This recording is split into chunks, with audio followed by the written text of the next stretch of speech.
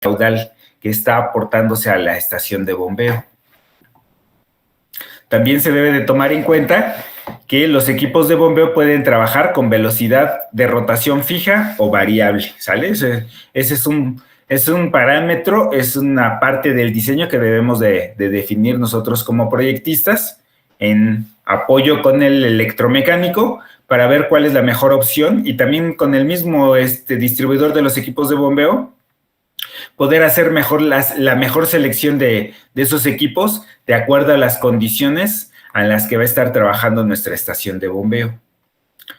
La carga de succión positiva neta, esta también es importante, que va a depender de la posición que se va a presentar en los equipos de bombeo en función del nivel del agua en el cárcamo de bombeo. También, ¿cuáles van a ser los equipos disponibles en el mercado? Debemos de procurar emplear aquellos equipos que están disponibles en el mercado. ¿Para qué? Para que cuando se requiera hacer alguna reparación, alguna sustitución de equipos, sea de manera muy rápida. ¿De acuerdo? De igual manera, hay que tomar en cuenta que la preferencia por determinado equipo de bombeo debe ser de acuerdo a la operación de la planta, al costo, a la calidad, a la rapidez de la entrega, al stock de refacciones, al servicio y al mantenimiento. Todo esto debemos de tomarlo en cuenta al momento de seleccionar los equipos de bombeo y las marcas de estos, ¿vale? Y también debemos de tomar en cuenta los equipos auxiliares que nos van a permitir llevar a cabo ese desalojo, esa succión y esa descarga hacia el punto o la elevación en la que se requiere conducir el agua. ¿De acuerdo? Ok. Entonces, todo esto debemos de tomarlo en cuenta cuando queremos diseñar o debemos diseñar alguna estación de bombeo. Aquí, por ejemplo, cuando hablamos de la carga de succión, esta carga de succión positiva neta, aquí en este esquema podemos ver una bomba, la posición de una bomba, en donde la carga de succión es positiva neta. ¿Por qué? Porque el nivel del agua, si se fijan de acuerdo a la posición, al eje de la bomba, y de la tubería de succión, en función de esa posición de este eje, el nivel del agua siempre va a estar por arriba del eje generalmente, ¿sale? Y entonces, con esto nosotros garantizamos que nuestro equipo de bombeo tiene una carga de succión positiva, ¿de acuerdo? Cuando nosotros reubicamos los equipos de bombeo y están por arriba, pues ahí tendremos la carga de succión que sería negativa, ¿sale? Aquí es positiva. Si mi equipo de bombeo estuviera por acá arriba y tuviera una succión, si fuera algo así, se los dibujo. Imagínense que tengo aquí mi equipo de bombeo en la losa tapa de mi cárcamo de bombeo. Este cilindro que ven aquí es el cárcamo de bombeo. Pero imagínense que tengo este equipo de bombeo. Ay, permítanme. Tengo mi equipo de bombeo. Aquí tengo mi tubería de succión y mi tubería de descarga. Sale el punto donde se requiere. Aquí mi eje, si se fijan, siempre va a estar por arriba del nivel del agua. Entonces ahí yo tendría una carga de succión negativa, sale en lugar de positiva. Se considera positiva cuando el eje de la bomba está por abajo del nivel del agua dentro del cárcamo. Aquí está el caso. Este sería el caso. La bomba centrífuga con carga de succión negativa, neta. ¿De acuerdo? Entonces cambian las condiciones. ¿Por qué? Porque es más probable que este equipo de bombeo tenga problemas de cavitación que el otro equipo. Que el equipo cuando tenga una carga de succión positiva, neta. ¿Cuáles van a ser los requerimientos básicos para llevar a cabo el diseño de mis estaciones de bombeo? Pues primero tengo que hacer la clasificación de cuáles son los equipos de bombeo disponibles. ¿Sale? Entonces me dice aquí la clasificación habitual de las bombas hidráulicas, atendiendo a su forma de trabajo, es la siguiente. O sea, tenemos la categoría, la general, son las bombas hidráulicas, que son las que necesitamos en nuestras estaciones de bombeo. Estas bombas hidráulicas o pueden ser volumétricas o pueden ser dinámicas, generalmente. ¿Sale? Las volumétricas pueden ser alternativas o pueden ser rotativas. Si son alternativas, pueden ser de pistón o pueden ser de diafragma. Si son rotativas, pueden ser de placas deslizantes o pueden ser de engranajes. Y las dinámicas o son las centrífugas o son las axiales. Las que más nosotros utilizamos en los proyectos, o al menos yo he utilizado en algunos de los proyectos en los que he participado, son las dinámicas. ¿Sale? Estas son como las más comunes. Aquí, bueno, aquí viene un enlace, una liga para que vean la clasificación de las máquinas hidráulicas. Dice, otra posible clasificación se establece atendiendo el régimen de funcionamiento de las estaciones de bombeo, de los equipos de bombeo. Entonces pueden ser bombas de caudal constante o bombas de caudal variable. ¿Sale? De ahí depende si es del caudal constante o es variable, depende este parámetro de la velocidad de rotación. Fija, gasto constante, variable, gasto variable. ¿Sale? Entonces me regreso. Y entonces aquí me dice, las bombas de caudal constante es donde el caudal de salida es proporcional al régimen de giro de la bomba, es decir, que el caudal del líquido desplazado por cada revolución es fijo, es un gasto constante. Mientras que en las de caudal variable, el caudal a la salida es independiente de la velocidad de la bomba, por lo que el caudal del líquido desplazado por cada revolución es variable. Y entonces aquí viene, por ejemplo, esta tablita de los parámetros que debemos de tomar en cuenta al momento de seleccionar los equipos de bombeo y cuáles serían las bombas, si son volumétricas o si son bombas dinámicas. Les decía que las dinámicas son las de las centrífugas o las axiales que más usamos. Y entonces aquí vienen los parámetros diferentes, lo voy a hacer un poquito más grande. La altura de elevación, la capacidad o es el gasto, la autosucción, esto tiene que ver con la carga de succión positiva neta, la velocidad de giro, el peso de la máquina de acuerdo a su capacidad, la capacidad de transportar líquidos con partículas sólidas, esto para el caso del sistema de drenaje, esta es una característica muy importante. Siempre que nosotros seleccionamos o tenemos que elegir un equipo de bombeo con algún proveedor, siempre nos va a preguntar, lo primero que nos va a preguntar es ¿qué cantidad de agua es la que quieres desalojar? ¿Qué desnivel es el que quieres vencer? ¿Y cuál es la calidad del agua? ¿Es agua potable o es agua de drenaje? Son los tres principales datos que nos va a pedir el distribuidor o el proveedor de los equipos de bombeo, ¿sale? Entonces hay que decirle, mira, es un sistema de bombeo para un sistema de drenaje. Ok. Entonces el equipo va a ser diferente, de diferentes condiciones, a aquellos equipos que trabajan con agua potable. ¿De acuerdo? ¿Qué más? Costos de mantenimiento, podemos ver. Aquí podemos ver una de las razones por las cuales se eligen las bombas dinámicas. ¿Qué quiere decir? Por el costo. Tienen costos bajos de mantenimiento en comparación con las volumétricas, que dicen que son altos. El ruido producido es menor.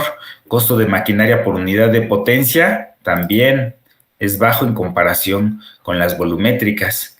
Tiempo de trabajo sin mantenimiento corto y es largo. Entonces, por todas estas ventajas en comparación con las bombas volumétricas, por eso es que generalmente elegimos las bombas dinámicas. ¿De acuerdo? Ok. No sé si hasta aquí hay alguna duda, algún comentario. ¿Nada? Ok. Entonces continuamos con la parte de las estaciones de bombeo. Dice, uno de los parámetros de diseño comunes a todos los cárcamos de bombeo es la profundidad mínima a la que se debe de ubicar la campana de succión para evitar que se formen vórtices alrededor de la campana de succión, ya que estos vórtices son capaces de transportar e introducir aire desde la superficie libre al interior de la succión de la bomba. la cual esta profundidad mínima se denomina como sumergencia mínima. Y generalmente aparece este dato en las curvas características de las bombas. Cuando nosotros compramos una bomba y que nos proporciona la curva característica de esa bomba, generalmente en esas curvas características se incluye el dato de la sumergencia. O se incluye ahí en las curvas características o es un dato que nos proporciona el fabricante de los equipos de bombeo. ¿Sale? Sin embargo, a pesar del dato que nos proporcione el fabricante, nosotros debemos de ratificar esa sumergencia. Esa sumergencia, si lo vemos aquí, vamos a suponer, les voy a poner aquí un esquemita para que les quede claro. Imaginen que esta es mi bomba. Ahorita la voy a dibujar. Imagínense que este es mi cárcamo de bombeo, un corte vertical. Tengo el terreno. Acá está el nivel del terreno. Todo esto es terreno. Tengo mi colector de alivio, el que va a descargar aquí al cárcamo de bombeo. Y tengo mi equipo de bombeo. Voy a tratar de dibujárselos en verde. La campana, la voy a dibujar aquí. La campana de succión.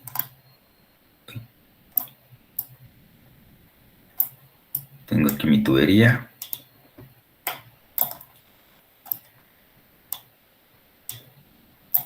Y acá tengo el flujo.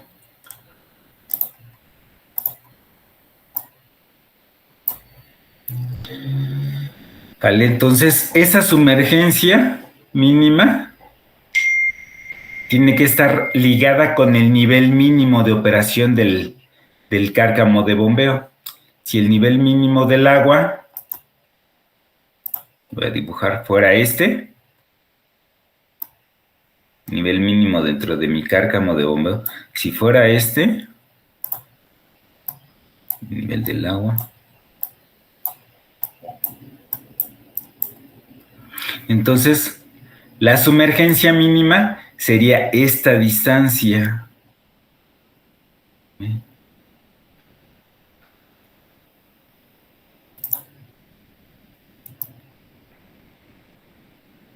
Sería de aquí a aquí.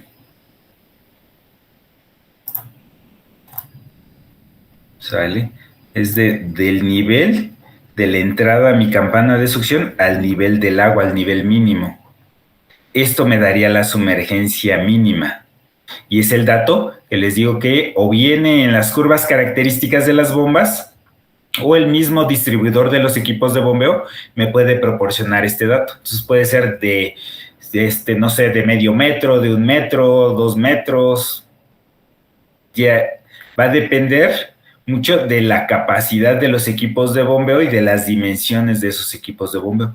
Entre menor sea este nivel del agua, este desnivel entre la entrada de la campana y el nivel del agua, hay mayores posibilidades de que se genere un remolino y ese remolino introduzca aire al interior, tanto del equipo de bombeo como de la tubería de succión y de descarga.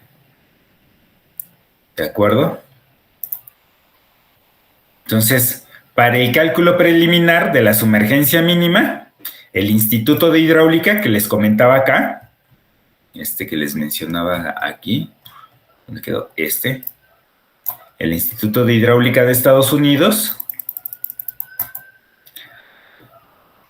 recomienda utilizar la siguiente expresión, que es experimental y que fue desarrollada por este investigador de apellido Hecker, la cual depende del número de Froude y nos dice, la sumergencia mínima que debe de tener tu equipo de bombeo va a ser igual al diámetro de tu campana de succión multiplicado por 1 más 2.3 veces el número de Froude con el que va a estar trabajando esa campana de succión, ese diámetro de campana de succión. ¿Vale? Y entonces el número de Froude para esa campana de succión, ¿cómo la vamos a calcular?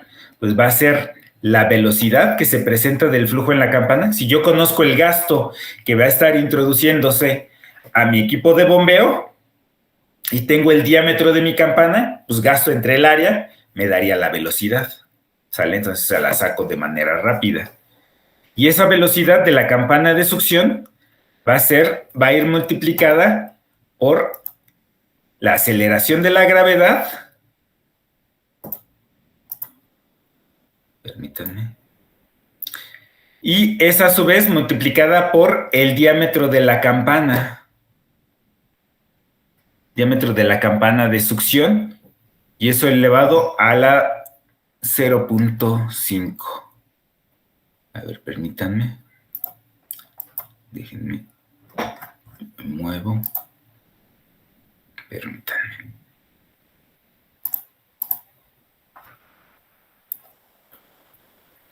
Y aquí nos dice que la velocidad recomendable en la entrada de la campana de succión, también por investigaciones que se hicieron en el Instituto de Hidráulica de Estados Unidos, se deben de proponer velocidades recomendables en función del gasto de la bomba y que un valor típico de la velocidad puede ser de 1.7 metros por segundo, ¿sale? Sin embargo, aquí podemos visualizar esta tabla, se las resalto, que fue el resultado también de las investigaciones que se hicieron ahí en el Instituto de Hidráulica, y que nos dice, si el gasto que vas a desalojar por cada uno de los equipos de bombeo es inferior a 300 litros por segundo, 315 litros por segundo, la velocidad recomendable debe de oscilar entre 0.6 y 2.7 metros por segundo. Si el gasto por cada uno de los equipos de bombeo aguas, este no es gasto total de bombeo, sino es el gasto que va a ser succionado y desalojado por cada uno de los equipos de bombeo. ¿Por qué? Porque en un cárcamo de bombeo puedo tener 5 equipos de bombeo, ¿sale? Si el gasto de diseño es de 1 metro cúbico y tengo 5 equipos de bombeo, cada equipo de bombeo va a estar desalojando 200 litros por segundo. Y entonces, ese 200 es el que debo de comparar aquí, no el metro cúbico, ¿sale? Entonces, este es gasto bombeado por cada uno de los equipos de bombeo, no es gasto total del cárcamo de bombeo. Ahí tengan cuidado, ¿sale?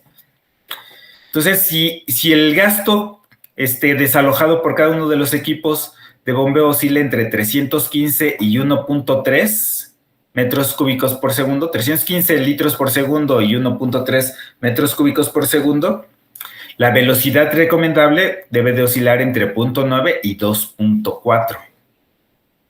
Mientras que si el gasto es superior a 1.3 metros cúbicos por segundo, la velocidad recomendable debe de oscilar entre 1.2 y 2.1 metros por segundo. Entonces, este 1.7 sería como un valor para cualquiera de los rangos de gasto en los que estamos trabajando.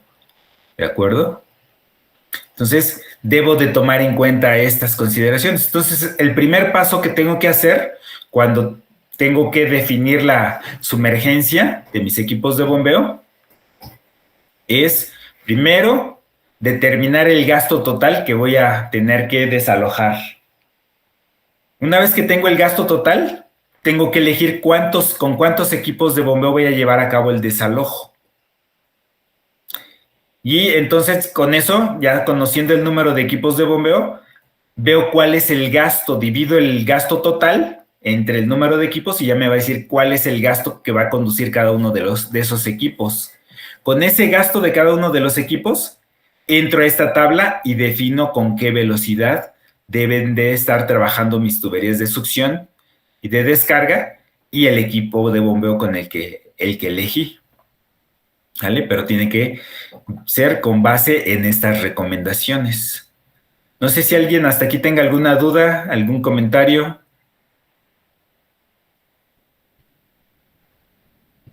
¿Todo claro? ¿Sí me escuchan? Sí, profe. Ok.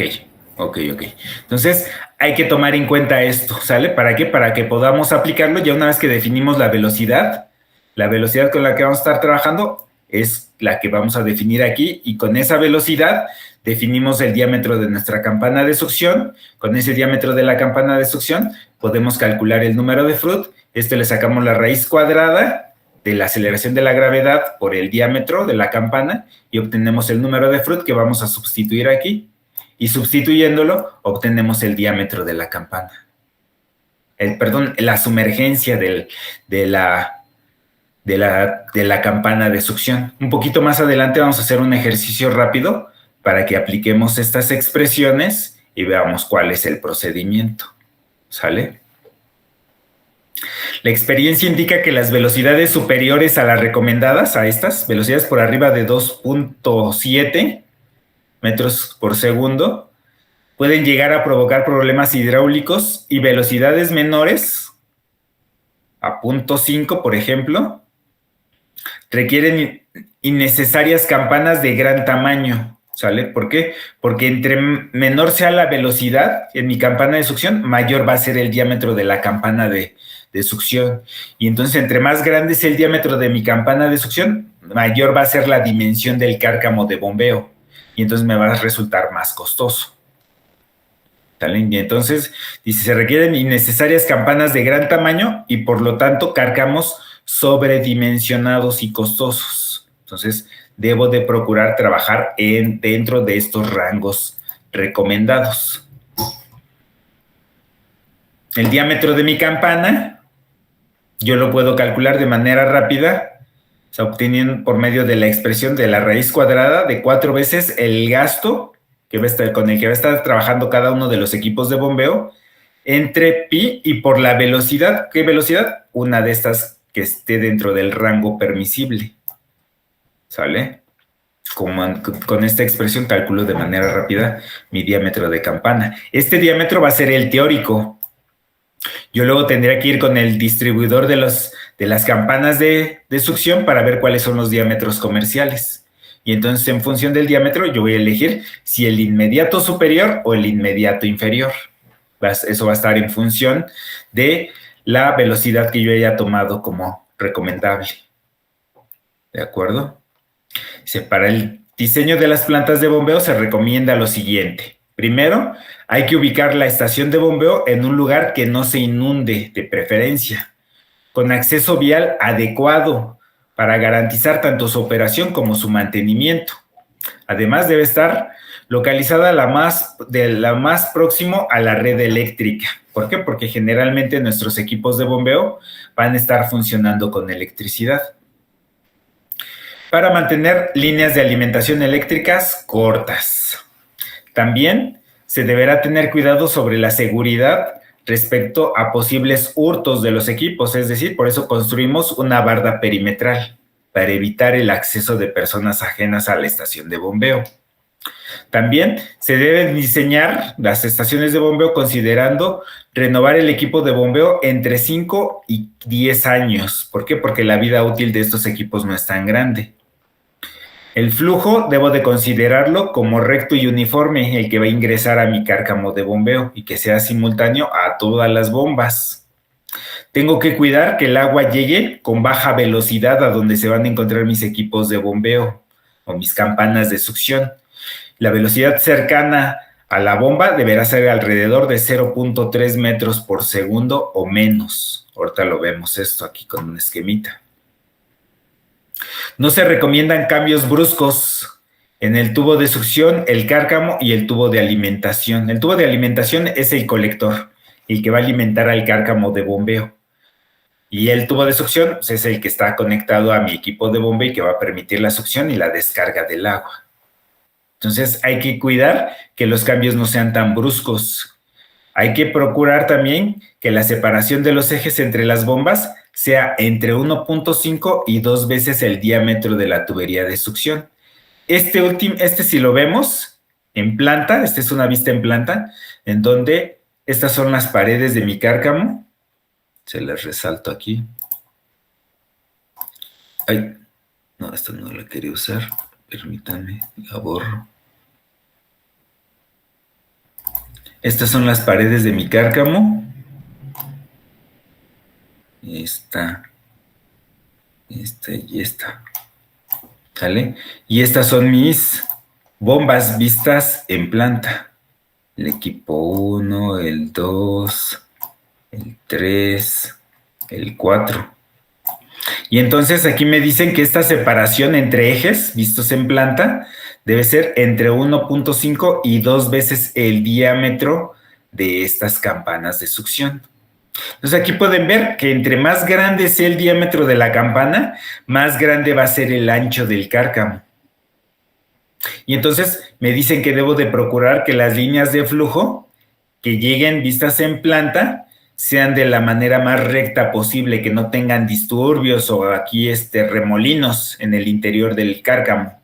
Y que las velocidades de aproximación sean cercanas a 0.3 metros por segundo, es lo que me decían los párrafos anteriores, ¿sale? Y es lo que está aquí. Velocidades de 0.3 o menos si es posible, ¿sale? Para que sea menos velocidad, pues necesito un cárcamo más ancho, porque me va a dar un área mayor, ¿sale? Entonces el gasto entre el área me va a dar la velocidad. Entonces yo ya voy viendo qué es lo más recomendable, una combinación adecuada entre el diámetro de la campana y el ancho del cárcamo de bombeo para que me dé estas velocidades dentro de este rango, inferiores a 0.3 metros por segundo. Y entonces aquí me dice, esta distancia S, la separación entre las bombas, es de 1.5 a 2 veces el diámetro de la campana. ¿Qué más? ¿Qué otra recomendación? Me dice, la transición en la pared, está también vista en planta, en la que se recibe el colector, mi colector es este. El colector que voy a aliviar con el cárcamo de bombeo es este que ven aquí.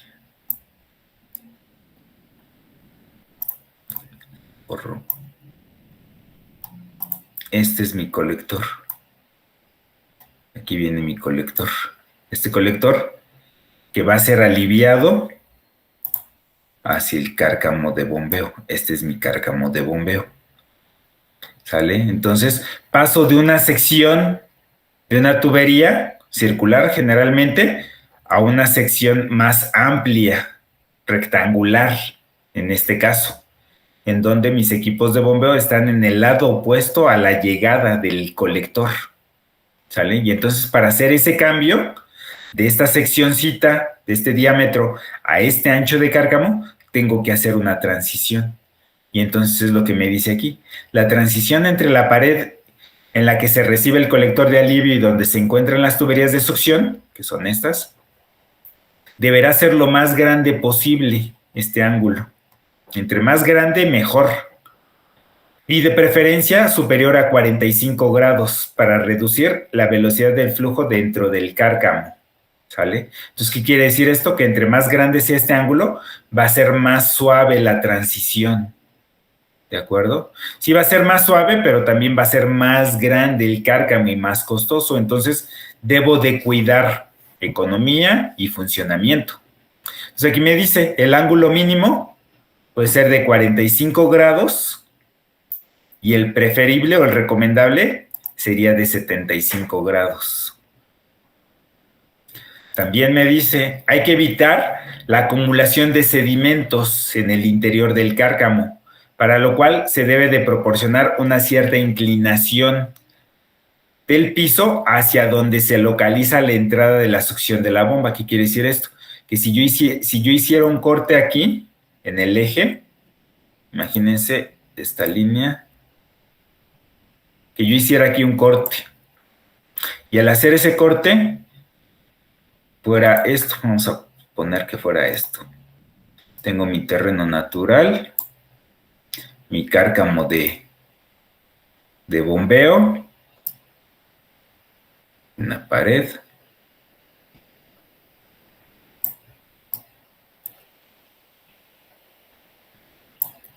Esta distancia que acabo de dibujar sería esta. ¿Sale? Aquí posiblemente tendré que hacer esto. La transición, tanto en ancho como en desnivel. ¿Por qué? Porque acá voy a tener el colector.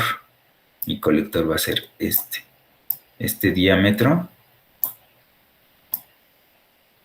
Uy. Este es mi diámetro de mi tubería, que va a estar aliviando, y aquí voy a tener mi pared de mi cárcamo. ¿Sale? Entonces me recomiendan que haya una pendiente en este fondo, en el piso del cárcamo, que reconozca hacia dónde están mis equipos de bombeo. ¿Para qué? Para que en ese punto se depositen los sedimentos y las arenas y yo las pueda desalojar. Entonces muchas veces lo que se hace es como un nicho, un pequeño nicho aquí en la parte extrema, en donde aquí se acumularían todos los sedimentos. Aquí se llenaría todo de sedimentos, se depositarían y entonces con un equipo de bombeo especial se retirarían, ¿sale? Y aquí yo tendría limpia o libre de estos sedimentos. Entonces es lo que me dice, hay que proporcionar una cierta inclinación del piso hacia donde se localiza la entrada de las tuberías de succión. Aquí estarían mis tuberías de succión.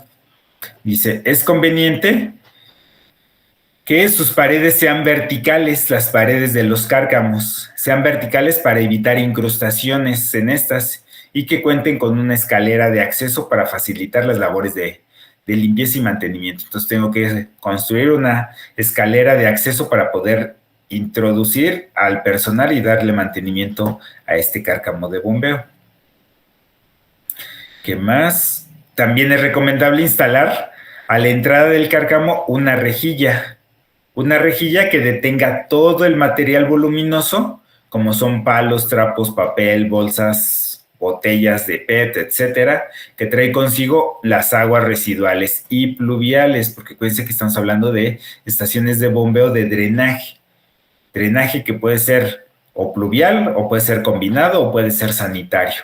Entonces, si yo necesito instalar una rejilla, generalmente esa rejilla la podría instalar aquí, viendo en planta, aprovechando este esquemita, yo la podría colocar aquí. Mi rejilla. La voy a poner así para que imaginen que es una rejilla que permite el paso del agua nada más, pero detiene a los objetos flotantes para que esos objetos flotantes no lleguen aquí a tapar mis equipos de bombeo, porque los pueden atascar, se pueden atascar con las bolsas, con la basura, los trapos, etcétera, ¿sale? Que pudieran ser arrastrados por el sistema de drenaje. Entonces debo de procurar esta rejilla. También me dice que las tuberías de succión deben alojarse en el extremo del cárcamo, ¿cuál es el extremo opuesto a la llegada? ¿Vale? Mientras que en el otro extremo se localizará la alimentación. Entonces, por un lado, en un extremo tenemos la alimentación del colector y por otro lado, en el opuesto, en el extremo opuesto del cárcamo, voy a tener los equipos de bombeo. Entonces, deben de estar lo más alejados posibles a la entrada del colector de alivio. Dice, el centrar las bombas al cárcamo produce grandes áreas de turbulencia atrás de la misma, lo que puede llegar a afectar la operación. Entonces, tengo que procurar la distribución o cuidar la distribución de los equipos de bombeo para no generar disturbios. ¿Por qué? Porque como les decía, cuando nosotros diseñamos una estación de bombeo, tenemos que definir la política de operación. ¿Sale? Entonces, si nosotros en nuestro equipo de bombeo decimos, o nuestro cárcamo de bombeo, mejor dicho, decimos que este es el equipo 1, el que está aquí, este es el 1, este es el 2, este es el 3, y este es el 4.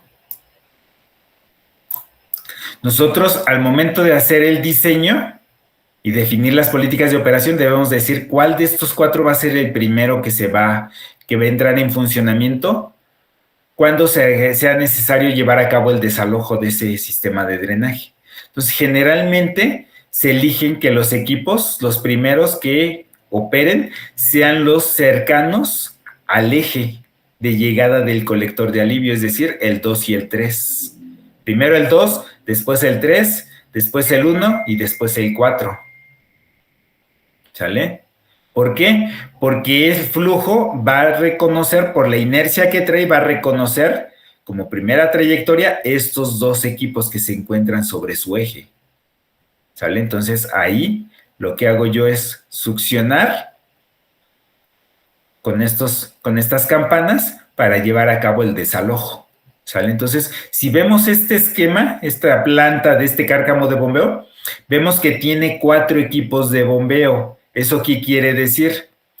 Que seguramente 3 de ellos son los que operan continuamente, mientras que uno es el de reserva. Recuerden que siempre debo de tener uno de reserva para que cuando cualquiera de estos 3 requiera mantenimiento, entre en operación este de reserva y siempre cuente con el gasto de diseño del cárcamo. ¿Sale? Entonces, no se les olvide siempre considerar un equipo de reserva adicional. No sé si hasta aquí hay alguna duda, algún comentario. ¿Nada? Ok. Pues de acá, aquí, en este punto hay un tema importante también por mencionar. Aquí me dicen que hay que ubicar el cárcamo en un lugar que no sea inundable, que tenga un acceso vial. Si no existe el acceso vial, pues en mi proyecto debo de proponerla, una vialidad para que ingresen el personal con sus equipos, maquinaria, autos, camionetas, para poderle dar mantenimiento, ¿sale? Y también me dice que debe estar localizada la más próxima posible a la red eléctrica, ¿sale? ¿Por qué? Porque generalmente los equipos de bombeo van a estar operando por medio de energía eléctrica. Sin embargo, ¿qué es lo más común que pasa con el suministro de energía eléctrica cuando llueve? ¿Qué han notado? ¿Qué es lo que pasa más comúnmente con la luz cuando está lloviendo? A veces se va, profe. Exactamente. Se interrumpe, ¿no? Entonces, si se interrumpe, ¿qué va a pasar con sus equipos de bombeo? Si están alimentados por energía eléctrica, pues van a dejar de funcionar. Entonces, en nuestras estaciones de bombeo debemos de procurar una planta de emergencia. ¿Para qué? Para que cuando el suministro de energía eléctrica falle, esa planta de emergencia de inmediato entre en operación y mis equipos de bombeo nunca paren. ¿Sale? Entonces, ese es un punto importante que también debemos de considerar al momento de hacer el diseño de mis estaciones de bombeo. Vamos más adelante.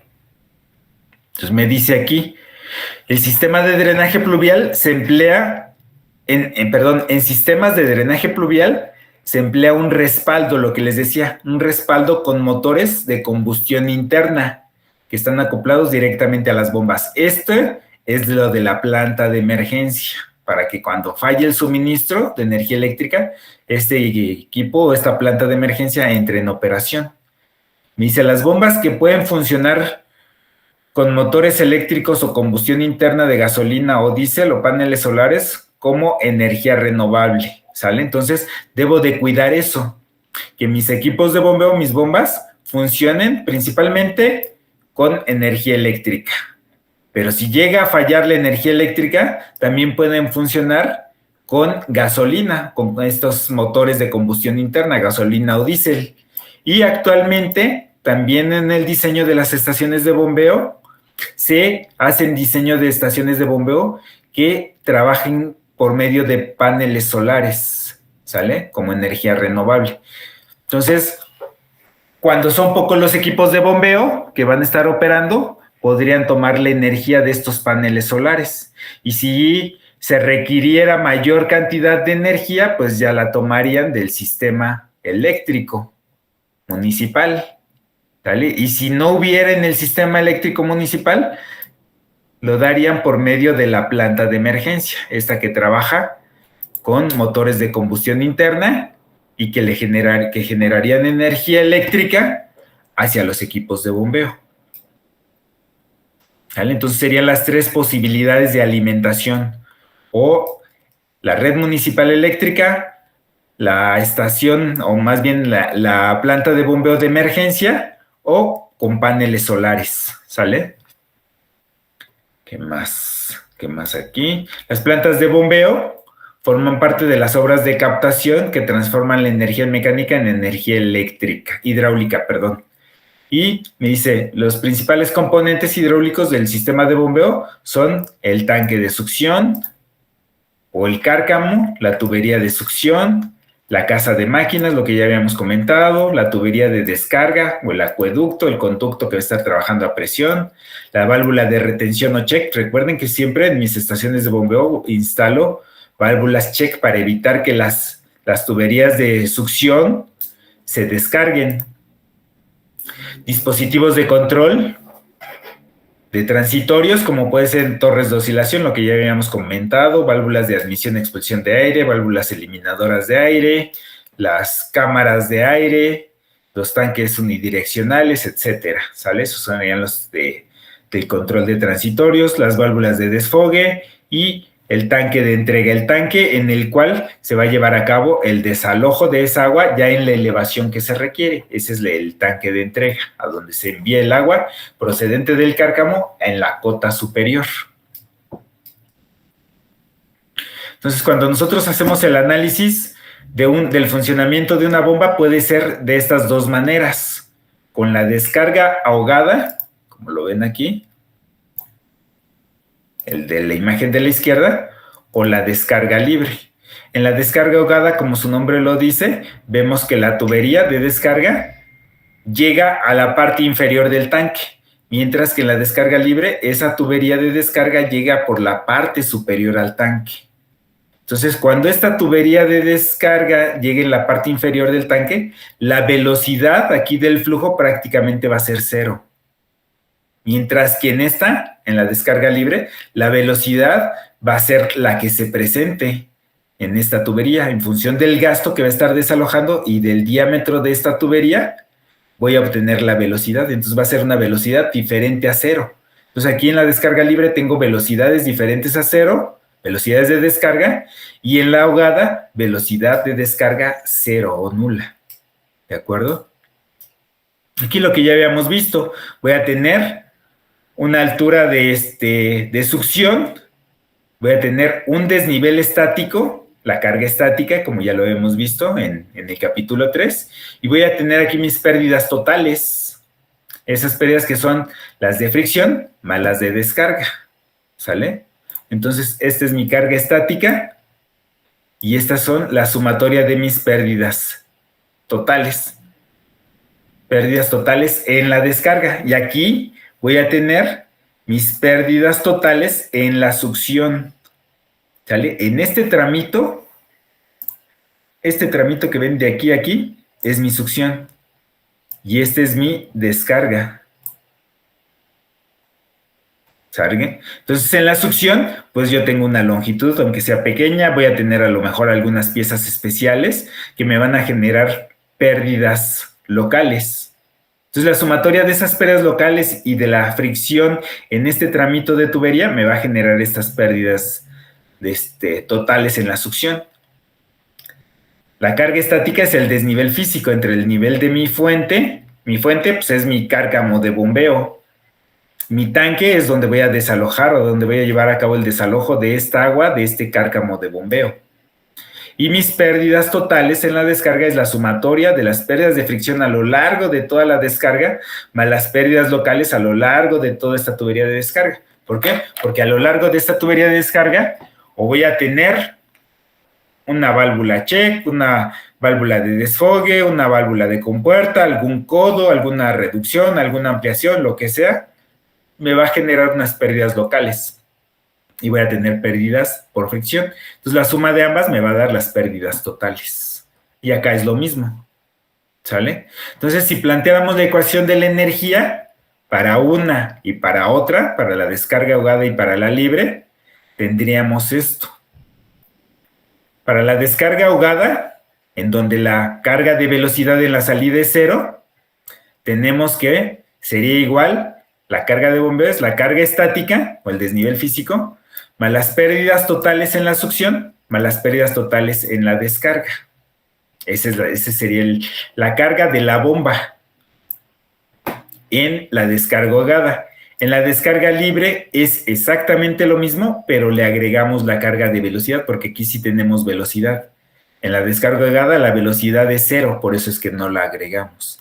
Y aquí en la descarga libre sí tenemos carga de velocidad, y es la diferencia que habría entre el cálculo de una carga de bombeo en descarga ahogada y en descarga libre. ¿Hasta aquí hay alguna duda, algún comentario? ¿Nada? Ok. Entonces, ¿qué pasa? Que las pérdidas totales van a ser igual a las pérdidas totales en la succión más las pérdidas totales en la descarga, ¿vale? Esta sería la pérdida total en mi equipo de bombeo para mi bomba. Tanto la que se presenta en la succión como en la descarga, y de ambas son locales y de fricción, locales y de fricción, en el tubo de succión y en la tubería de descarga. ¿De acuerdo? Entonces, esta formulita, si yo la generalizara, sería de la siguiente manera. ¿Por qué? Porque a lo mejor en la tubería de descarga voy a tener diferentes tramos de diferentes materiales. Y entonces las pérdidas van a ir cambiando en función del material. Puede ser, porque en ocasiones, cuando se realizan estos que son las trayectorias más grandes, puede ser que quieran aprovechar el cliente, que generalmente son los organismos operadores, nuestros clientes, tengan tramos de tubería de diferentes materiales allí en su almacén, de todos los sobrantes, y quieran aprovecharlo para alguna de estas tuberías de descarga. Entonces pueden decir, ¿sabes qué? Tengo tantos metros de tubería de polietileno y tengo tantos metros de tubería de acero. Utilízalos para que yo ya no gaste en estas tuberías de descarga. Entonces, ¿qué va a pasar? Que van a tener un tramo de tubería de polietileno y otro tramo de tubería de acero. Y entonces, aquí serían las pérdidas. La sumatoria de las pérdidas en la tubería de polietileno más las pérdidas en la tubería de acero. Por eso es que si la generalizamos, esta expresioncita que está acá, de manera general, sería esta misma, pero haciéndola como sumatorias por todos los diferentes tramos de diferentes materiales que pudiéramos tener tanto en la succión como en la descarga. En la succión generalmente no hay cambios de materiales porque son tramos relativamente cortos, pero donde sí puede haber, no generalmente, donde sí puede haber es en las tuberías de descarga por la longitud, ¿sale? Entonces, quedaría representada en las pérdidas totales por medio de esta expresión. Sería la sumatoria de las pérdidas por fricción más la sumatoria de las pérdidas locales, tanto en la succión como en la descarga, de ambas. ¿De acuerdo? Y entonces, si esta está la expresión, mis pérdidas por fricción, si utilizo la fórmula de Darcy-Weisbach, es el factor de fricción por la longitud por la velocidad al cuadrado entre 2G y el diámetro, ¿sale? Y entonces, esta si yo la simplifico, y yo digo que esta primer parte de la expresión la considero la constante K, J, esta misma expresión sería K multiplicada por la carga de velocidad, que es esta que está acá representada. Esto es lo mismo, de manera simplificada. ¿Por qué? Porque esta va a ser una constante. Tengo mi valor de mi F, mi factor de fricción, mi longitud pues no va a cambiar, siempre va a ser la misma, y el diámetro pues, siempre va a ser el mismo, entonces esto es una constante. Lo que sí puede variar va a ser la velocidad, y entonces esta la dejo como variable, ¿sale? ¿Por qué? Porque a lo mejor utilizo equipos de bombeo con velocidad variable, y entonces el gasto no sería constante. Entonces, por esa razón, dejo el parámetro de la carga de velocidad fuera.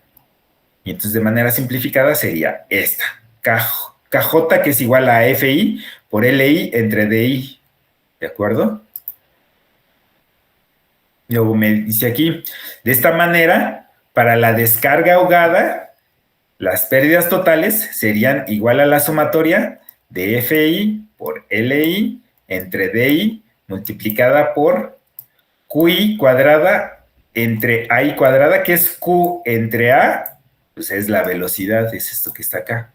Y esto entre 2G, ¿sale? Esto es para la succión Y esta sería, perdón, para las de fricción más las locales. Aquí tendría que hacer la suma de las de fricción en la succión y fricción en la descarga. Y acá serían las locales, pérdidas locales en la succión y pérdidas locales en la descarga.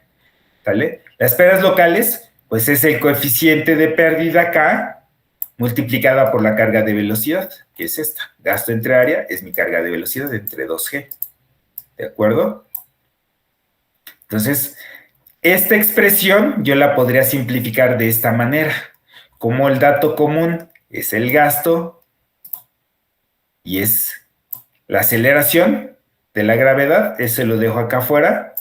Y aquí adentro ya nada metería la sumatoria de FI por LI entre DI multiplicado por AI.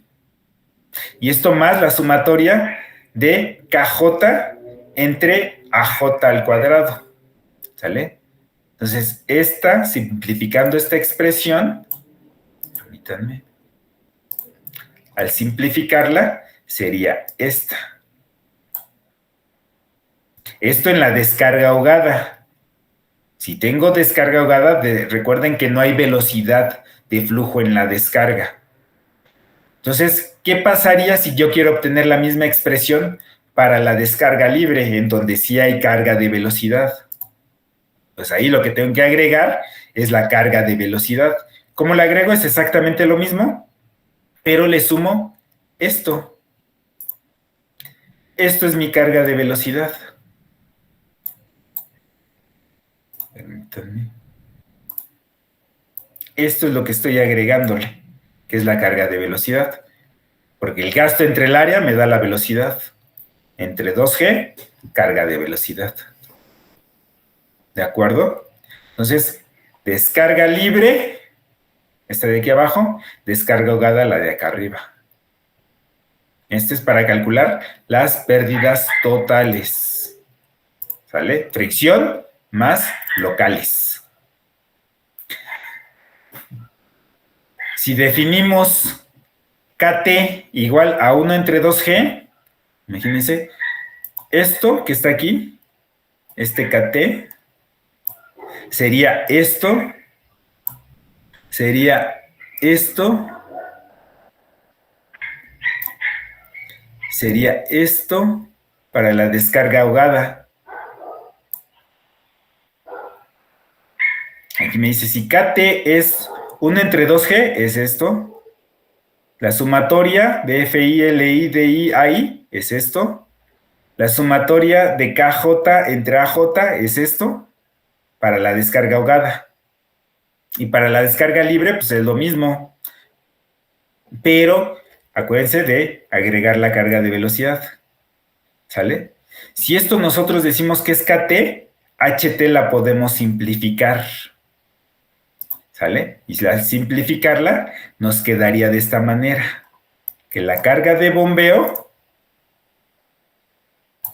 va a ser la carga estática más KT, esta que acabamos de definir, multiplicada por el gasto al cuadrado. Es la forma de simplificar, la forma más sencilla para simplificar la carga de bombeo en función de todas estas variables, de las pérdidas de fricción, las pérdidas locales. ¿Sale? Entonces, si nosotros esta expresión la graficáramos, obtendríamos esta curva, que es a la que llamamos la curva de nuestro sistema de bombeo. ¿Por qué? Porque aquí, si yo pongo en el eje de las X tengo el gasto, en el eje de las Y tengo la carga de bombeo, ¿qué va a pasar cuando el gasto sea cero? ¿Qué voy a tener? Pues nada más voy a tener la carga estática, este valor. ¿Sale? Para obtener esta expresión, utilicé esta que está acá arriba, donde tengo la carga de bombeo, que es esta. O es esta en descarga ahogada, o es esta en descarga libre. Y con todas las simplificaciones que veníamos haciendo y sustituyendo, llegué a esta expresión. ¿Sale? Para que vean de dónde viene. Y entonces aquí, como les dije, si el gasto es nulo, solamente voy a tener carga estática. Cuando mi gasto sea de 1, una unidad, ¿qué va a pasar? Va a ser la carga estática más el valor de esta KT por 1 al cuadrado. Y entonces va a empezar a presentarse esta curva. Cuando sea 2, cuando sea 3, 4, 5, 6, etcétera, va a ir incrementándose el valor de la curva del sistema. Entonces, esta curva del sistema va a estar en función de las características de mis tuberías de succión y de descarga, de los diámetros, de los materiales, de las longitudes, etcétera. ¿Sale? Entonces, de esas características geométricas va a resultar esta curva. Entonces, por un lado, tengo esta curva que es la que me representa a mi estación, a mi equipo, a mis tuberías de mis equipos de bombeo. ¿Sale? Entonces, esto lo tengo por un lado. Entonces, conociendo la geometría, los diámetros, las longitudes en las succiones, en las descargas, puedo obtener esta curva. Entonces, ¿qué me faltaría? Pues meterle a esta curva la curva de la bomba, la curva característica de la bomba, que sería esta. En las curvas de las bombas son de esta forma, en donde conforme incrementamos el gasto, la carga se reduce. Mientras si el gasto es pequeño, la carga se incrementa, ¿sale? En las bombas con el mismo equipo de bombeo. Entonces, el incremento de la carga a través de las bombas, la carga de bombeo es función del gasto bombeado y es determinado por el fabricante y presentado en las curvas características de las bombas, ¿sale? Esto es la curva que me representa el funcionamiento de mis equipos de bombeo, que son las que me proporciona el fabricante. Esta yo la obtengo en función de la geometría de mis tuberías de succión y de descarga. Cuando me refiero a geometría es diámetro, material, longitud, etcétera, para calcular las pérdidas de fricción y las locales. Y entonces cuando yo empato ambas curvas, tanto la curva del sistema como la curva de la bomba, sería esto. En el punto donde se intersectan va a ser mi punto de operación. ¿Qué quiere decir eso? Que para este equipo de bombeo en particular de esta curva de característica, su funcionamiento va a ser con este gasto y esta carga. ¿Sale? Y entonces yo tengo que ver, este equipo que me está proponiendo el fabricante, si es el adecuado porque me está dando el gasto que yo necesito desalojar con cada uno de esos equipos de bombeo y tengo que vencer este desnivel y estas pérdidas. Si es el adecuado o no, ¿sabes qué? Se queda corto, el gasto sí me da, pero la carga no me da, no va a alcanzar a salir el flujo como yo requiero. Entonces, mejor proponme otro equipo de bombeo. Entonces, a lo mejor ese fabricante les va a decir, ok, esta era una curva de, no sé, de 5 HPs, estoy inventando. Y a lo mejor les dice, mira, te propongo esta otra. Te propongo esta. La voy a dibujar aquí, propuesta. Te propongo esta otra curva característica. Este es de un equipo de 6 HPs. Y entonces aquí el punto de unión sería este. Ay, permítanme, quería poner la flecha.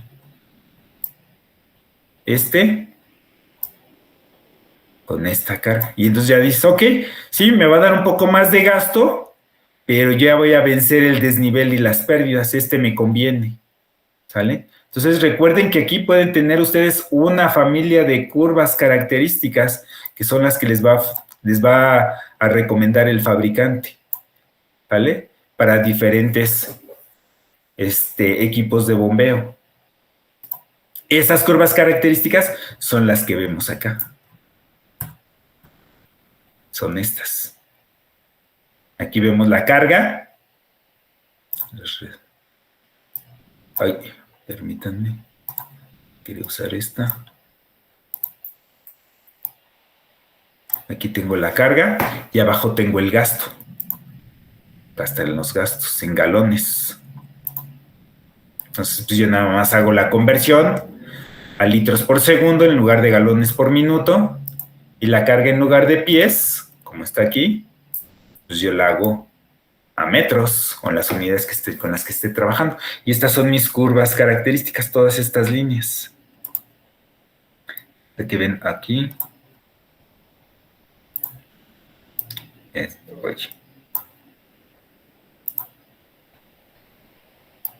esta es una curva característica, esta es otra, ahí tengo cuatro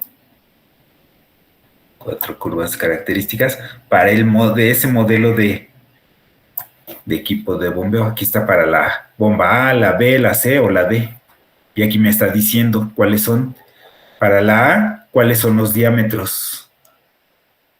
Aquí en pulgadas. ¿Sale? Entonces aquí mismo en la curva característica también puedo ver la eficiencia de la bomba. ¿Vale?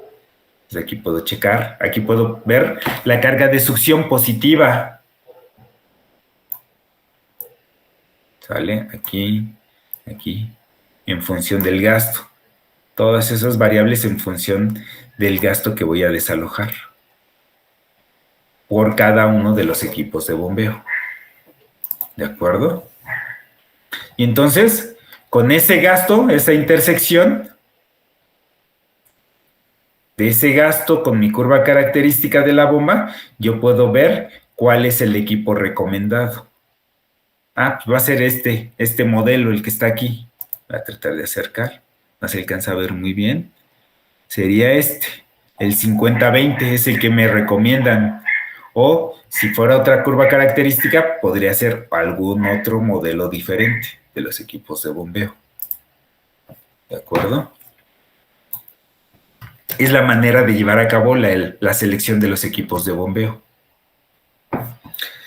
En una instalación de bombeo es importante conocer la relación que existe entre la energía agregada al agua, la carga de bombeo, y la potencia suministrada de la bomba.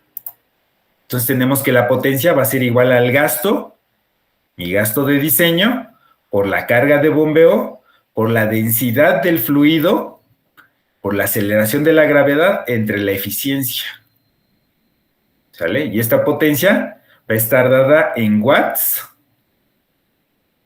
Y cuando el gasto está en metros cúbicos por segundo, la carga está en metros, la eficiencia está en porcentaje, la densidad del agua está en kilogramos sobre metro cúbico y la aceleración de la gravedad en metros sobre segundo al cuadrado. Cuando yo utilizo todas estas variables, con estas unidades, voy a obtener la potencia en watts. Y para hacer la conversión, pues nada más considero que un HP de watts a caballos de potencia es dividiendo entre 745, ¿sale?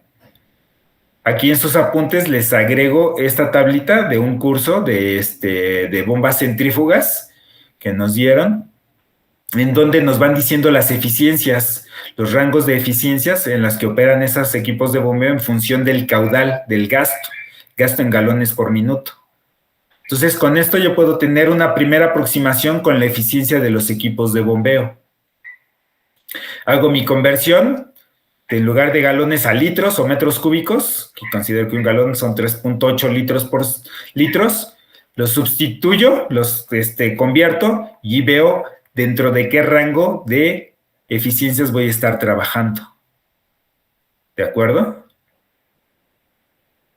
Entonces, ya son las 8:11, vamos a darnos el break. Regresamos, no sé si hay alguna duda, algún comentario hasta aquí, antes de hacer el break. ¿Nada? Ok, pues vamos a darnos el break. Regresamos a las 8:21